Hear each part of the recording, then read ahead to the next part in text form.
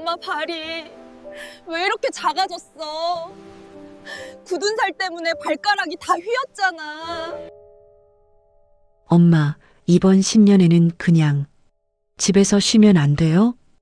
애들도 학원 가야 하고 저도 연초라 정신이 하나도 없는데 수화기 너머로 들려오는 딸의 날선 목소리에 나는 들고 있던 낡은 사진첩을 슬며시 덮었습니다. 30년 전 온 가족이 정동진 바다 앞에서 찍은 빛바랜 사진이었죠. 그때 우리는 참 가난했지만 서로의 체온만으로도 충분히 따뜻했더랬습니다. 그래 바쁘면 어쩔 수 없지 그냥 엄마가 이번엔 꼭 한번 가보고 싶어서 그랬다 미안하다 수진아 심장이 덜컥 내려앉는 기분이었습니다. 사실은 알고 있었거든요. 의사 선생님이 제게 남은 시간이 그리 넉넉지 않다고 이제는 정리를 시작해야 한다고 말했을 때 가장 먼저 떠오른 곳이 그 푸른 바다였다는 걸요. 결국 자식들의 성화와 등 떠밀림 속에 시작된 여행차 안에는 무거운 침묵만이 흘렀습니다. 앞좌석에 앉은 아들은 운전하며 연신 시계를 확인하고 뒷좌석에 딸은 핸드폰 화면만 들여다보고 있었죠. 엄마, 여긴 왜 다시 오자고 한 거예요? 옛날이랑 똑같지도 않은데. 딸의 무심한 말투에 가슴 한구석이 싸하게 식어갔습니다. 하지만 저는 말할 수 없었습니다. 그곳에 제 평생의 비밀과 너희를 위해 버려야 했던 내 청춘의 조각들이 묻혀 있다는 사실을요. 30년 만에 다시 마주한 정동진의 바닷바람은 여전히 매서웠습니다. 차 문을 열자마자 훅 끼쳐오는 짠내에 눈시울이 뜨거워졌죠. 아우, 추워. 엄마, 빨리 숙소로 들어가요. 여기서 뭐하러 바닷바람을 맞고 서 있어? 아들이 제 팔을 잡아 끌었지만 저는 가만히 모래사장을 바라보았습니다. 기억나니? 진호야, 그때 너는 5살이었지. 신발이 젖는 줄도 모르고 뛰어다니는 너를 잡으러 다니느라 엄마는 그 예쁜 일출도 제대로 보지 못했단다. 숙소에 짐을 풀고 자식들이 잠시 편의점에 간 사이 나는 조심스럽게 가방 깊숙한 곳에서 낡은 가죽 지갑 하나를 꺼냈습니다. 그 안에는 누렇게 변색된 종이 한 장이 접혀 있었죠. 30년 전 이곳에서 남편과 싸우고 몰래 써내려갔던 유서 같은 편지였습니다. 나만 없으면, 나만 참으면 우리 가족 다 행복할 텐데 그때의 내 절규가 파도 소리에 섞여 들려오는 것만 같아 나는 마른 침을 삼키며 창밖을 보았습니다. 손마디는 이미 딱딱하게 굳어버렸고 무릎은 시큰거려 제대로 걷기도 힘들었지만 아이들 앞에서는 절대로 아픈 티를 낼 수 없었습니다. 저녁 식사 자리에서 났습니다. 모처럼 대게를 시켜놓고도 저는 손이 떨려 가위질을 제대로 할 수 없었죠. 엄마는 왜 안 먹어? 자꾸 우리 앞접시에만 놓지 말고 엄마도 좀 먹으라니까요. 애들도 아니고. 정말 딸 수진이가 짜증 섞인 목소리로 게 다리를 던지듯 내려놓았습니다. 그 순간 제 손목을 타고 흐르던 파스가 툭 하고 바닥으로 떨어졌습니다. 이게 뭐야? 엄마, 팔목에 파스를 몇 장이나 붙인 거야? 놀란 아들이 제 소매를 걷어 올렸습니다. 시퍼렇게 멍이 든 손목과 툭 붉어져 나온 뼈마디가 적나라하게 드러났죠. 평생 식당 일을 하며 너희 등록금을 대느라 물 한 방울 마를 날 없던 제 훈장이었습니다. 아무것도 아니다. 그냥 좀 결려서.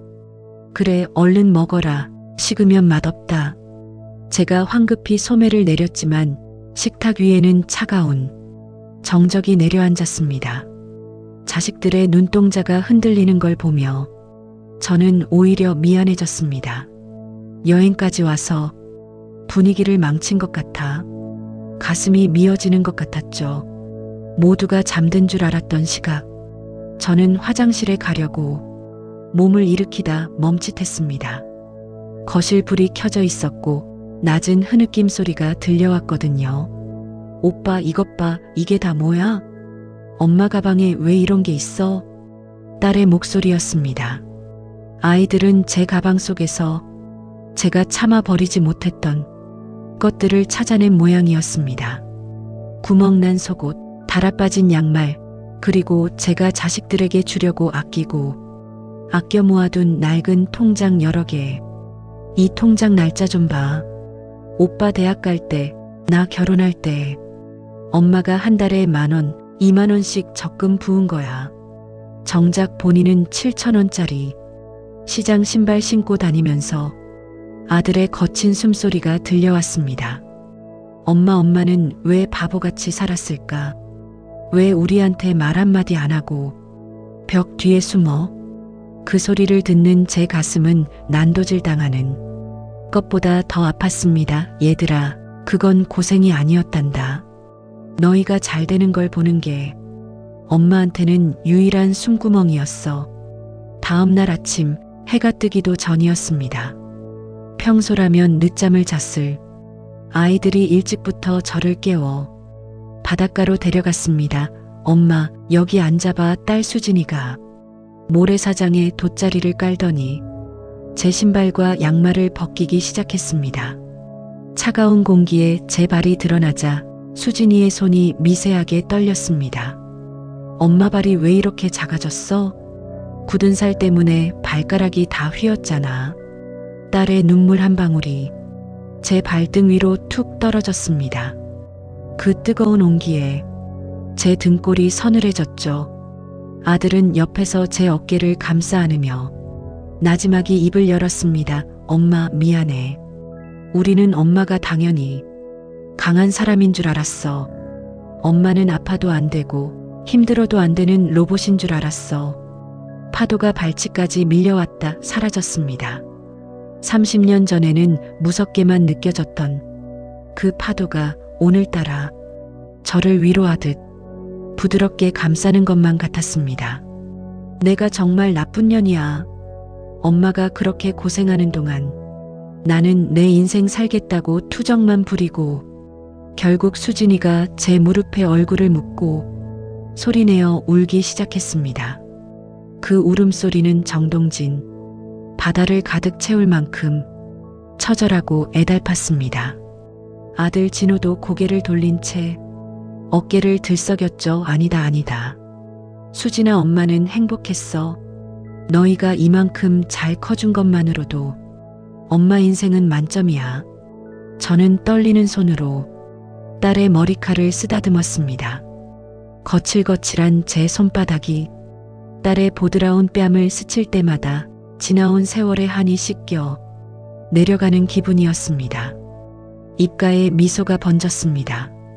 죽음을 앞두고 두려움만 가득했던 제 마음속에 평생 느껴보지 못한 평온함이 찾아왔습니다. 그래, 이 눈물이면 충분하다. 내 70년 인생 헛되지 않았구나. 숙소로 돌아오는 길, 아들은 제 손을 꼭 잡고 놓지 않았습니다. 엄마, 이제 식당 일 그만둬요. 우리가 모실게.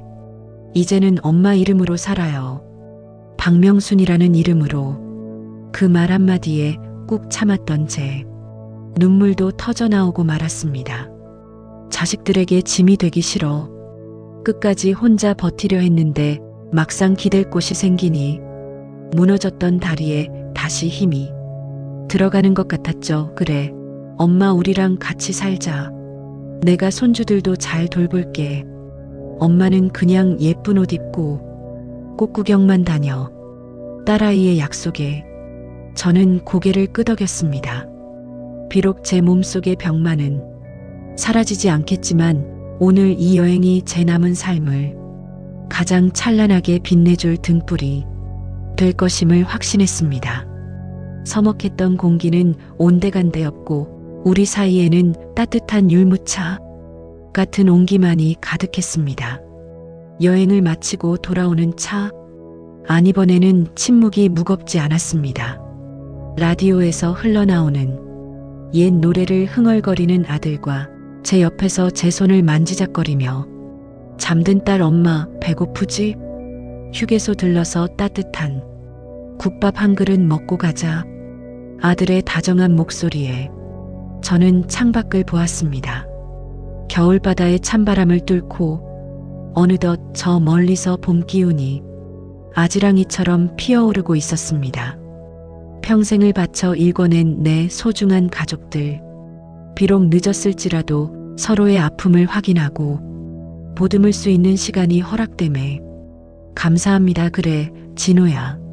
엄마는 이제 아무 걱정 없다. 정말로 행복하구나. 굽은 등은 펴지지 않고 거친 손은 여전하지만 제 마음만은 18. 소녀처럼 설레었습니다. 엄마라는 이름 뒤에 숨겨두었던 제 삶이 이제야 비로소 빛을 발하기 시작한 새해의 아침이었습니다.